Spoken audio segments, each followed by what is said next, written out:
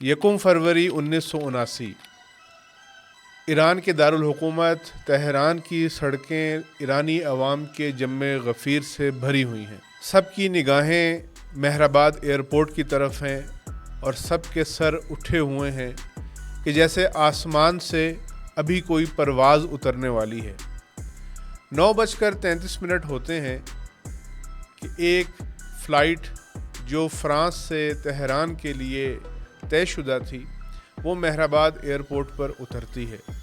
اور اس فلائٹ سے ایک بزرگ جن کا نام آیت اللہ سید روح اللہ خمینی ہے وہ ایران کی سرزمین پر قدم رکھتے ہیں۔ یہ کسی کہانی کا اختتام نہیں اور نہ ہی کسی کہانی کا آغاز ہے، بلکہ آپ کے سامنے آج ہم اس انقلاب کی رودات سنانے کی کوشش کریں گے جو اس زمانے میں دنیا کے لیے ایک نقطہ عطف یعنی ٹرننگ پوائنٹ ثابت ہوا۔ تمام ناظرین کو سلام و آداب عرض کرتے ہیں۔ آپ کے سامنے آج ہم موجودہ تاریخ میں رونما ہونے والی ایک بہت بڑی تبدیلی، جس کو انقلاب فرانس یعنی فرینچ ریولوشن کے بعد ٹرننگ پوائنٹ کہنا غلط نہیں ہوگا، اس کے بارے میں بات کرتے ہیں۔ لیکن اس سے پہلے چند سوالات ہیں جو یقیناً آپ کے ذہنوں میں ہوں گے اور میڈیا کے ذریعے ذہنوں کے اندر وہ سوالات ڈالے جاتے ہیں۔ وہ کیا سوالات ہیں؟ وہ یہ سوالات ہیں کہ کیا ایران کے اندر ایک اسلامی انقلاب آیا تھا یا ایرانی انقلاب آیا تھا؟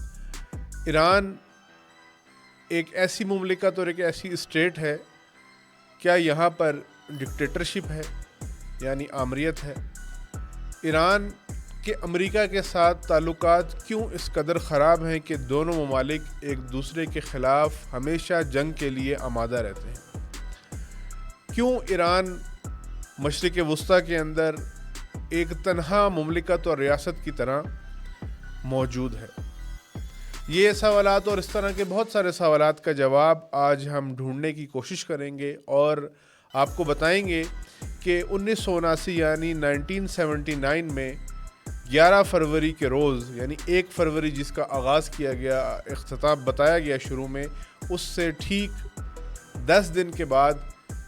انقلاب کی کامیابی کا اعلان کیا جاتا ہے اور 2500 سالہ بادشاہت یعنی پہلوی ڈائنیسٹی کے اختتام کا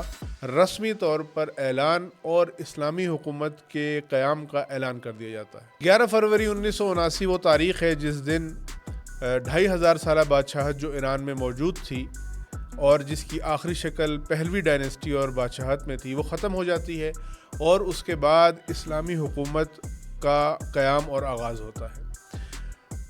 تو اس کے پیچھے کیا داستان ہے؟ یہ سلسلہ کب شروع ہوا؟ خمینی کس شخصیت کا نام ہے؟ ایران کے اندر یہ تحول اور یہ تبدیلی کیوں رونما ہوئی؟ اس طرح کے بہت سارے سوالات ہیں جن کے جوابات آج ہم دینے کی کوشش کریں گے۔ آئیں ہم 1 فروری 1979 سے 15 سال پیچھے جاتے ہیں۔ 15 سال پیچھے یعنی 1964 ایرانی تاریخ کے مطابق 1342۔ یہ وہ سال تھا کہ جس سال میں رسمی طور پر شاہ کی حکومت کے خلاف اور بادشاہت کے خلاف امام خمینی رضوان اللہ علیہ نے ایرانی عوام اور ایرانی قوم کے ساتھ مل کر ایک تحریک کا آغاز کیا۔ یہ تحریک کیوں اٹھی؟ اس تحریک کی بنیاد کیا تھی؟ اس تحریک کی، اس نہضت کی، اس موومنٹ کی بنیاد کیا تھی؟ اس کی بنیاد اپنی مملکت کو، اپنے سرزمین کو بیرونی طاقتوں کی ایما پر چلنے والی حکومتوں اور بیرونی طاقتوں سے آزاد کروانے کا نام تھا۔ یہ صرف کوئی اصلاح پسند تحریک نہیں تھی جس کا کام مملکت کے اندر چند ریفارمز لانا ہو، کچھ قوانین میں تبدیلی کروانی ہو، اور اس تحریک کا مقصد نہ صرف یہ تھا کہ مثلا معاشرے کے اندر اور ایرانی سوسائٹی کے اندر ان کی کلچرل ویلیوز کو سیکیور کرنے کے لیے، سیف کرنے کے لیے عوام اٹھی اور ایک شخصیت اٹھی، ایک لیڈر اٹھا کہ یہ چیزیں ٹھیک ہو جائیں تو ہمیں کوئی اعتراض نہیں ہے اور ہم اپنی معمولات زندگی میں مصروف ہو جائیں گے۔ یہاں ماجرا یکسر مختلف تھا۔ یہاں جو تحریک شروع ہوئی 1964 یعنی 1342 ایرانی کیلنڈر کے مطابق، اس تحریک کے نعرے ہی منفرد تھے، اس تحریک کی باتیں ہی منفرد تھیں، اس شخصیت کی گفتار ہی مختلف تھی۔ وہ یہ نہیں کہتا تھا کہ ٹی وی کے اوپر خواتین حجاب کے ساتھ آ جائیں، میں اس کے اوپر راضی ہوں۔ وہ صرف یہ نہیں کہتا تھا کہ ملک کے اندر نماز کے وقت اذانیں دے دی جائیں، میں اس پہ راضی ہوں۔ وہ یہ نہیں کہتا تھا کہ ملک کے اندر بینکوں میں شریعت کے قوانین لاگو کر دیے جائیں اور باقی جیسے چل رہا ہے چلتا رہے، میں اس پر راضی ہوں۔ بلکہ اس شخصیت نے جو شعار دیے وہ عجیب و غریب تھے۔ جو شعار اس وقت اس شخصیت نے دیے، جو نعرہ لگایا اور جس کے اوپر بات کی اور عوام کو اکسایا اور میدان میں لے کر آئے، وہ بہت ہی مختلف تھا۔ وہ کیا تھا؟ وہ یہ تھا کہ لا شرقیہ ولا غربیہ، نہ ہم ویسٹرن بلاک کا حصہ بنیں گے، نہ ہم ایسٹرن بلاک کا حصہ بنیں گے۔ ہم شرقی اور غربی بلاکس یعنی رشین بلاک اور امریکن بلاک کسی بلاک کا حصہ نہیں بنیں گے، بلکہ ہمیں اپنی سرزمین کے اوپر ایک آزاد مستقل اسلامی حکومت اور ریاست کا قیام چاہیے۔ یہ نعرہ اس شخصیت نے اس وقت لگایا جب باقاعدہ طور پر بڑی عالمی طاقتوں نے ٹیکنالوجی کی کامیابی اور عصر ٹیکنالوجی کا اعلان کر دیا تھا، ایرا آف ٹیکنالوجی کا اعلان کر دیا تھا، اور یہ کہہ دیا تھا کہ دین کا زمانہ ختم ہو چکا ہے، دین ایک افیون ہے، دین لوگوں کو نشہ دینے کے لیے یا تسلی دینے کے لیے کچھ باتیں ہیں جن کے ذریعے لوگ مطمئن ہو کر اپنی زندگیاں گزارتے ہیں۔ دین اب آؤٹ ڈیٹ ہو چکا ہے، دین کا اب اس زمانے کے اندر کوئی اثر و رسوخ نہیں ہے۔ یعنی بنیادی طور پر یہ کہہ دیا گیا کہ کوئی آئیڈیالوجی نہیں چل سکتی، بلکہ یہ ٹیکنالوجی کا زمانہ ہے۔ اس شخصیت نے اس زمانے میں اٹھ کر ایک انقلاب برپا کیا جو آئیڈیالوجیکل بنیادوں پر تھا۔ جس آئیڈیالوجیکل بنیاد پر یہ نہضت شروع ہوئی، اسی بنیاد پر یہ انقلاب بھی رونما ہوا۔ اب یہاں میں نے انقلاب کا لفظ استعمال کیا، یقیناً آپ کے ذہن میں یہ سوال آیا ہوگا کہ ہم اس کو انقلاب کیوں کہتے ہیں اور انقلاب کیا ہے، خود انقلاب کیا ہے۔ پہلے تو میں یہ واضح کروں کہ یہ انقلاب جس کو بعض اوقات میڈیا، بالخصوص اردو میڈیا جو بر صغیر سے وابستہ ہے، وہ انقلاب ایران کہہ کر ایک سرزمین کے ساتھ لمیٹڈ کر دیتا ہے، اور سننے والے کے ذہن میں، آڈینس کے ذہن میں، سامعین کے ذہن میں یہ تصور پیدا ہو جاتا ہے کہ اس کا تعلق ایران کے ساتھ ہے، ایران کی باؤنڈریز کے ساتھ ہے، ایران کی سرزمین کے ساتھ ہے، اس زمین کے ٹکڑے کے ساتھ ہے، اور یہ اس کا داخلی ایک ایشو ہے، مسئلہ ہے، اس کا ہمارے ساتھ کوئی تعلق نہیں ہے۔ جبکہ خود اس انقلاب کے بانی نے اس کا تعارف انقلاب ایران ہونے کے عنوان سے نہیں کرایا، بلکہ انقلاب اسلامی ہونے کے عنوان سے کرایا کہ یہ اسلامی انقلاب ہے، اور اسلامی انقلاب ہونے سے بھی مراد فقط چند اصلاحات اور احکام کو اپنی مملکت پر نافذ کر لینا نہیں، بلکہ آئیڈیالوجیکل اسلام کی بنیاد پر انقلاب اور ریولوشن برپا کیا گیا۔ لیکن اس سے پہلے میں چاہوں گا کہ آپ کے لیے اور ہم جوانوں کے لیے بالخصوص یہ بیان کریں کہ خود ریولوشن اور انقلاب کس کو کہتے ہیں۔ انقلاب سے مراد ایک ایسی دفعتاً تبدیلی ہے، اچانک تبدیلی ہے، سڈن تبدیلی ہے، جو صرف ایک سیکٹر آف دی اسٹیٹ یا گورنمنٹ یا مملکت میں نہیں آتی، کسی ایک ڈپارٹمنٹ کے اندر تبدیلی نہیں آتی، بلکہ یکسر پورے کا پورا نظام ہی تبدیل ہو جاتا ہے۔ نظام کے تمام سیکٹرز اور ڈپارٹمنٹس تبدیل ہو جاتے ہیں۔ اس کا مطلب صرف اوپر بیٹھے ہوئے ہیڈز آف ڈپارٹمنٹس یا سیکٹرز کا تبدیل ہونا نہیں ہے، بلکہ اس سٹرکچر کا، اس ڈھانچے کا جس کے اوپر وہ مملکت کھڑی ہے، وہ سرزمین کھڑی ہے، وہی تبدیل ہو جاتا ہے۔ پرانا اسٹرکچر اور ڈھانچہ ختم ہو جاتا ہے اور نیا اسٹرکچر اور ڈھانچہ نئی آئیڈیالوجیکل بنیادوں پر قائم کر دیا جاتا ہے۔ اگر آپ میری اس بات کی تصدیق کرنا چاہتے ہیں تو آپ کو فرینچ ریولوشن کا مطالعہ کرنا چاہیے۔ فرانسیسی انقلاب، جس کو دنیا کے لیے ایک ٹرننگ پوائنٹ کہا جاتا ہے، جس کے بعد دنیا کا رخ بدل گیا، یعنی تاریخ کا رخ بدل گیا، اور دنیا ایز اے ہول مجموعی طور پر ایک نئی سمت کی طرف بڑھ گئی۔ انقلاب فرانس کے مطالعے سے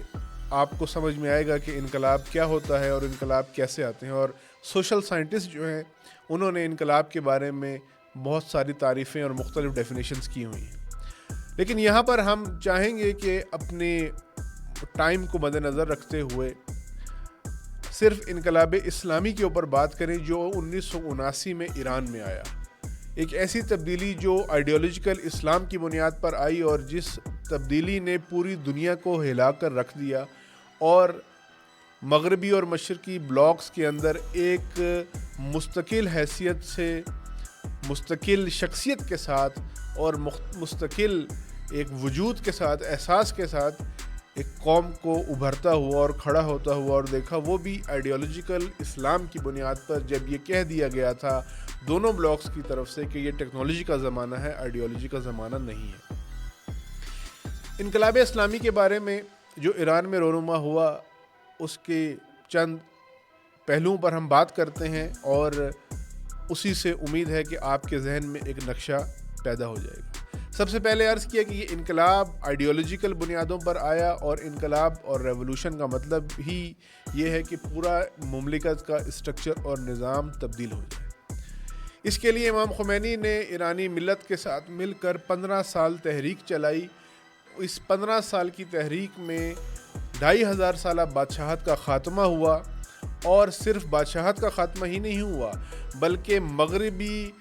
طاقتوں کی طرف سے جو ایران کے وسائل پر تصرف کیا جا رہا تھا، اور ایران کے اندر ایک کٹ پتلی حکومت کی حیثیت سے ایک بادشاہت تھی، اس مغربی تسلط اور اس مغربی اور ویسٹرن اور جس کو کہنا چاہیے اجنبی تصرف، یعنی باہر کی قوتوں کی جو انوالومنٹ تھی، اس کو بھی ختم کیا۔ بہت ساری ایسی ڈاکومنٹریز موجود ہیں جہاں جا کر تاریخ میں کیا کون سے ممالک تھے جو ایران کے اندر ان کا اثر و رسوخ رہا، اس پہ آپ تفصیل دیکھ سکتے ہیں، لیکن یہاں پر ہمارے مد نظر وہ نظریاتی بنیاد ہے جس بنیاد پر یہ تبدیلی رونما ہوئی۔ بادشاہت کا خاتمہ اس انقلاب کے ذریعے ہوا۔ دوسری چیز جو روسی اور برطانوی اثر و رسوخ تھا ایک حد تک، ایک عرصے تک، وہ بھی ایران کے اندر موجود تیل کے ذخائر اور وسائل کو ہڑپ کرنے اور کھانے کے لیے ان وسائل اور ان چیزوں سے جو ایک غیروں کے ہاتھ میں تھی، آزادی سے انقلاب کے ذریعے ہوئی۔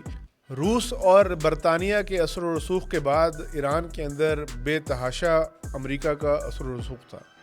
اور در حقیقت یہ بادشاہت کی حکومت جو بظاہر مطلق العنان بادشاہت بنتی تھی لیکن امریکہ کی ایما پر چلتی تھی،